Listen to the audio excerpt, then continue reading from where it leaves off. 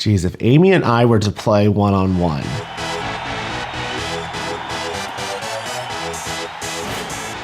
She is quicker than I am, so I would probably have to play a little off of her, but although she can shoot the ball too, so I would have to definitely use the good old height advantage to help me out a little bit.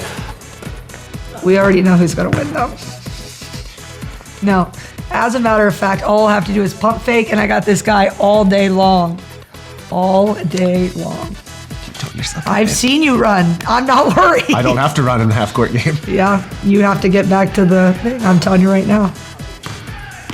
The girls all have their money on me, too, by the way. We talked about it. That's fine. Even your girls. You guys can even your players. It's okay. I'm the underdog. It's no big deal. Yeah. I think it would be a very good game, but I think I would win in the end. I would definitely win at the end. But I'm sure she said she'd win. Well, if she beat him, it's not because he let her. I thought they gave me the wrong baby because she had such chubby cheeks. She has the Selmar cheeks, and but her eyes were squinted, and we thought she was an Asian baby. We thought they switched babies. I was just very excited. And he looked like his dad. He did look like an Absec. He did look like an Absec. Good or bad, he did. So yeah, that is very exciting. Yeah, we didn't know until he was born. No, yeah. That was a pretty exciting day. Yeah. Took her home first night from the hospital, and she didn't sleep through the night, of course. But from the second night on, she went to bed. I fed her at 8 o'clock and didn't wake up until 8 o'clock the next morning. And she did this the whole time. He didn't sleep much for a long time. Yeah. Didn't sleep, and then we finally got some friends invited us over to their place on the beach. And we took him out there, remember? And then he slept, and after that, we kind of kept him in the house all the time because it was winter. And so he never slept. Then we finally got him out and got him some fresh air. And then that helped a lot. We started going, for walks and different things, and then he'd started sleeping. Mm-hmm. It was a long time before he slept. Yeah, we walked a lot of circles. We walked a lot of circles in that little apartment. Yeah. Mm-hmm. Amy loves to eat. Amy no miss a meal, no miss a snack, no miss a lunch, no miss a supper. That was her name. When I came, that's what they told me. I'm like, her name is who? I said, we can get along good. Hey, drive-through. I'm the drive-through queen. I don't cook.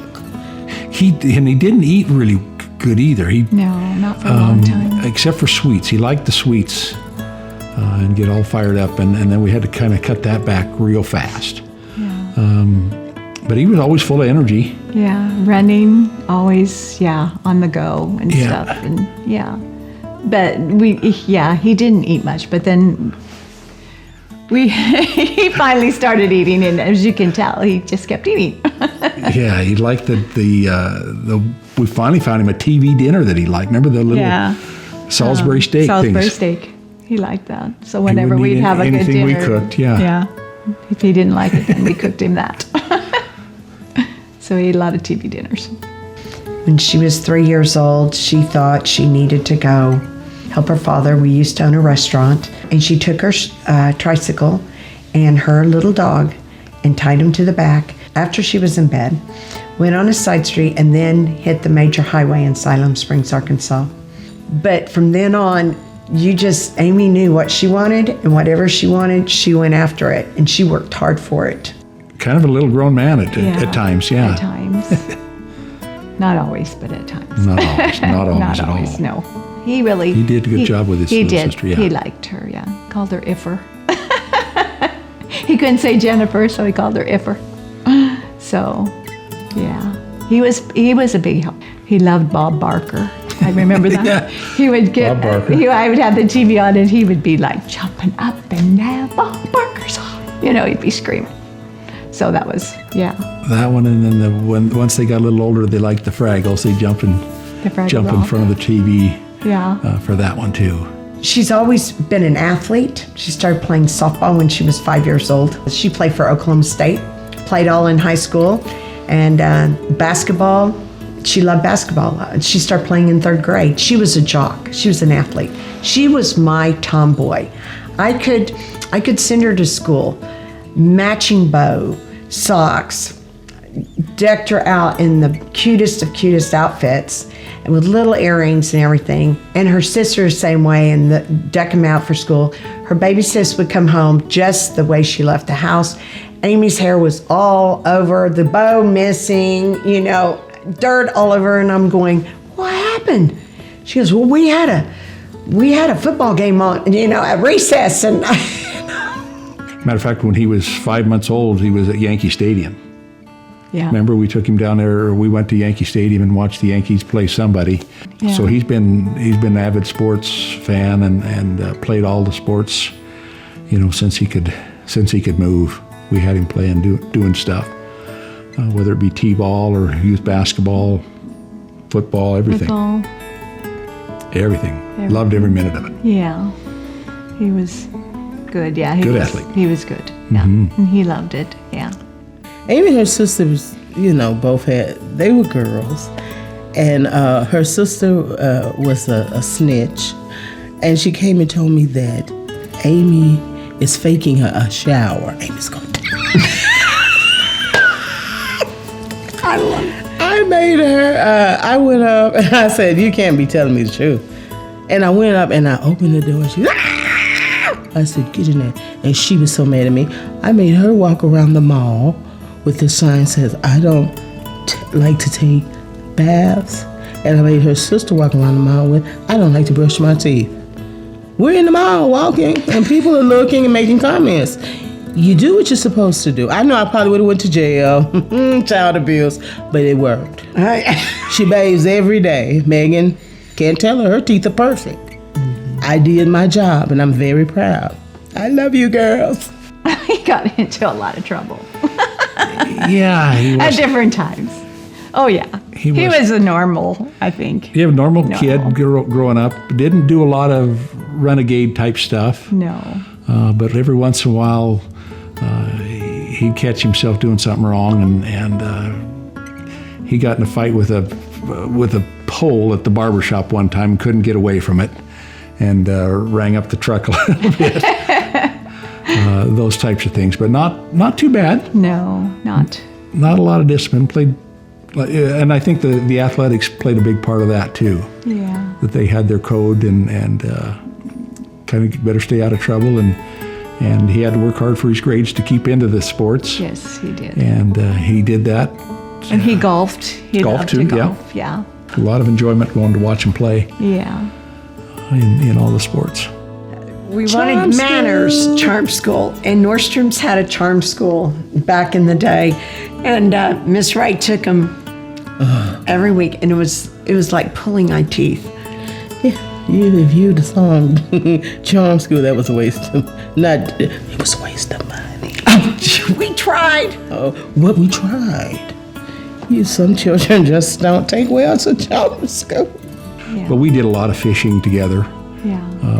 Up the river. Up the river, and then earlier than that, we did a lot of trolling for blueback at Grandpa's place, Grandma and Grandpa's place, and we always had fun doing that. Camping. We always went camping. Even if we didn't fish, we just would go find a spot and park our trailer.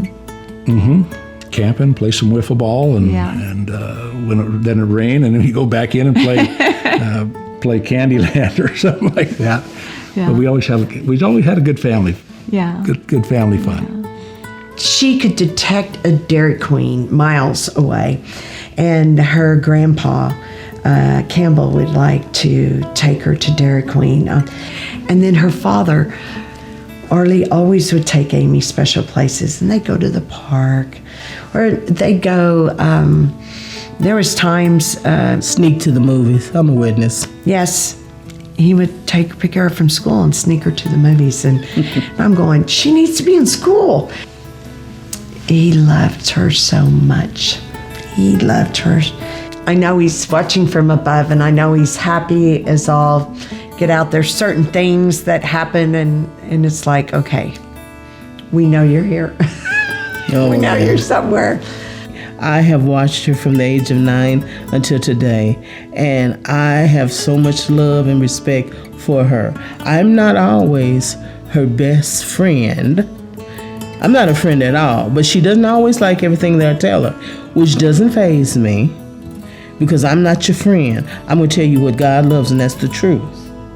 And I love you, and I'll do whatever I can for you. But, hey, you got to listen to me. I know. Oh. You are so bad. Hey, you know my girl. We just had a relationship. I put her online so she can get some dates with some guys. I put her online. Yes, I did. Thank me, Barry. Send me my check. I guess the rest is history. It'd be $24.95 plus tax. We met online through Plenty of Fish. We kind of emailed back. She emailed me first. Yes. Mm-hmm. Yes. And then, so then we emailed back and forth for a long time. I think it was February 13th when we started emailing. It happened to be Mrs. Wright's birthday.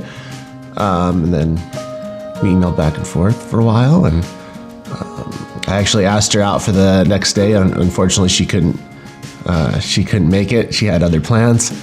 But then on February 20th, we got the opportunity to go on our first date. I actually got to go watch her coach. She invited me to the game, and Which I never do. I never have people I date go to the games. Because, like, I don't know you that well. My players are kind of like my kids. I'm with them probably more than their own parents. And so I'm just real particular. But I don't know. I don't know what made me decide to invite him. I have no idea. And he asked me out on his birthday, which is the 14th. And I was like, we just started talking, like, that's pretty quick. But I didn't set up my profile till 13th. Miss Wright had gone on and said, oh my God, I've met your husband. And it was actually someone else. It wasn't him. And so, but whenever I set up my profile, I was, scanning through or whatever. And I think my thing was teammate looking for, or coach looking for a teammate. Coach looking for a teammate or something like that. And so then I came across his picture, and he looked like he had a lot of fun, and he liked sports and stuff like that. So we started talking, and then I was supposed to go out with a different guy on the 14th, and then my dog got sick. So then I didn't end up going, and then I went out with him a couple days later. I thought she was very, very pretty and very cute. And I was very excited and anxious about it. Like, kind of like the butterfly thing, like, oh, I'm kind of excited for the first date. I came out of the gym, and we had lost our CIF, which is playoffs game, to a team that we should not have lost. And so I was a little frustrated, but now I have to go on a date. So I'm like, okay, switch it over. And I walk out, and he has on the infamous black tennis shoes. I am a tennis shoe snob. It's like I am a Nike snob. And these were like the ugliest shoes I'd ever seen in my life. But that wasn't even the topper. So we'll move up, the ground up. He had on these white wind pants that looked like they had been balled up like in the corner of his room. And he had on a blue Gonzaga pullover, and it's because it said Bulldogs. Like, you could tell that he had thought about, okay, Bulldogs. And then his hair was kind of like all over the place. He had like a big, thick beard. And I remember thinking, this is not who I saw on the picture. And so we went out, and we had a really, really good conversation. It's a great time. But Barry is a toucher, so I don't like to really be touched. Which is weird because my family's big touchers, just always. And so Barry held my hand the entire meal. And I was like so uncomfortable because I don't like to be touched. Anyways, I've just really kind of met you. I'm like sweating. And I've never been so happy to see my food come because I was like, whew, I can let it go. But I mean, conversation was so smooth. Like, there was nothing, we talked about everything. A lot of stuff. A lot of different stuff. But, yeah.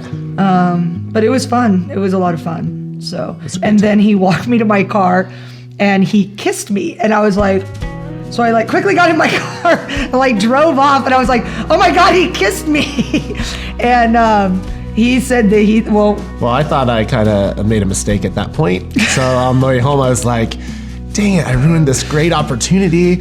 I cannot believe this happened. And then she called me later that night. I was like, thank you so much. You know, I really had a good time, and, you know. Made my nerves kind of calm down. Yeah, but I was like panicked. I was like, oh my God, this guy like reached in, like, I mean, just took charge, you know.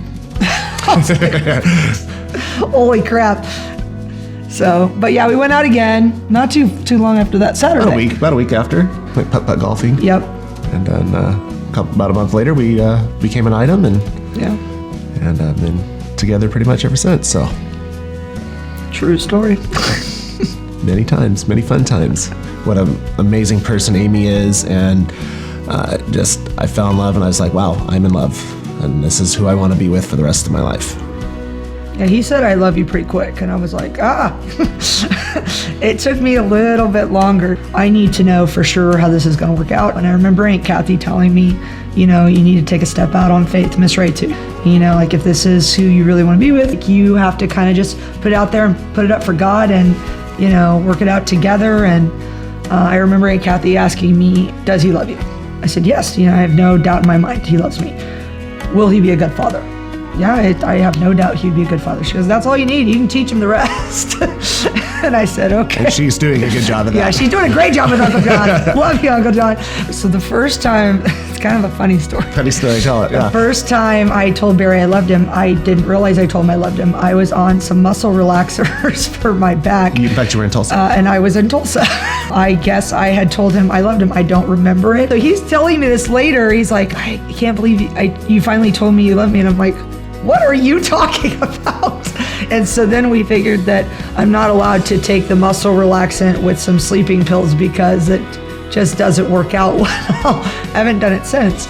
But and she still loves me, I guess. Yeah, I guess. Supposedly. We'll see. We'll know on the 7th, I guess. Amy is my glue. She's my stuck-on glue. Every time I turn around, she's there. And I don't mind, but I told her I'm giving her to Barry for 2 pigs and a hog, and he's paid, so I have to thank him. But I will miss my girl. Oh, the proposal? Okay, so let's see. It was on Mother's Day, so we're sitting at brunch with everybody. I had this plan that I told her sister about, and I was like, okay, great. This'll work. I get a call from John. Hey, Amy, you want to go to a hockey game? And I'm like, sure. I didn't even think to ask him. And so I'm like, hey, we're going to a hockey game with John and Judy later. And he has panic written on his face. My sister throws up the menu, and they're like talking back and forth. And I'm like, what the hell? First off, though, when we left the house, though, I said, why are you bringing your man bag with you? Because it's like his coaching bag. It's like, what is up with this man bag? Oh, I didn't know if we were coming back. And I'm like, well, your clothes are still in the house? We went to the hockey game. And then afterwards he goes, can we go and get like dessert at Yard House? And I was like, I have something important I want to talk to you about. I'm like, okay. So we go, and he brings the man bag in again. And I'm like, what is up with? So I'm thinking now, okay, something is happening here, because you're bringing this man bag with you everywhere. And Yard House is where we had our first date. So we get in there and we sit down, and he looks stressed out.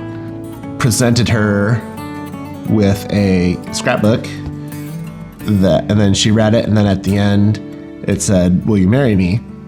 And so it's kind of comical because we were in a booth, and then there was people sitting here, so I was trying to propose to her, and I couldn't quite do it, and I was trying to kneel, and I was anxious, nervous, whatever you want to call it, and I could barely spit the words out.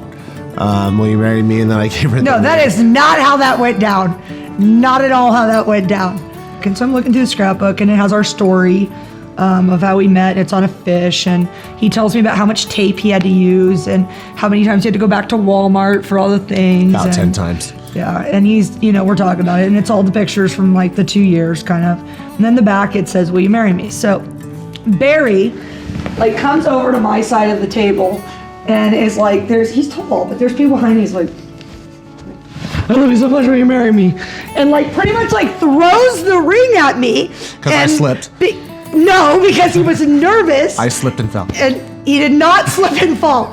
And so, but I like that is what you're trying to go with. He was so nervous. He basically threw the ram. He didn't open it and so I was like, yeah. He's like, oh, thank God. He sat back down on his side of the booth. And so it's kind of like one of those moments did that really just happen? Nobody knew we got engaged. No, I mean, when the server came back, I'm like, can you take our picture? We just got engaged. He's like, when? And I'm like, just now. It just happened. But Oklahoma and on the farm is 100% my happy place. I go there and I just feel at peace. And it is the happiest, people say Disneyland's the happiest place in the world. That's because they've never been to the farm. And it's not like there isn't work to be done, and it isn't like it's, fun time. It's all the memories, it's the fact that my grandfather built that house. It's the fact that I can remember playing in the trees that my nephews are now playing in. I can remember, Mama Nana cooking a bunch of meals. I can remember Mama Nana teaching me how to make my first apple crumb pie from scratch. It's just the talks that I've had with Papa sitting in the recliners. I have a lot of really great memories from there.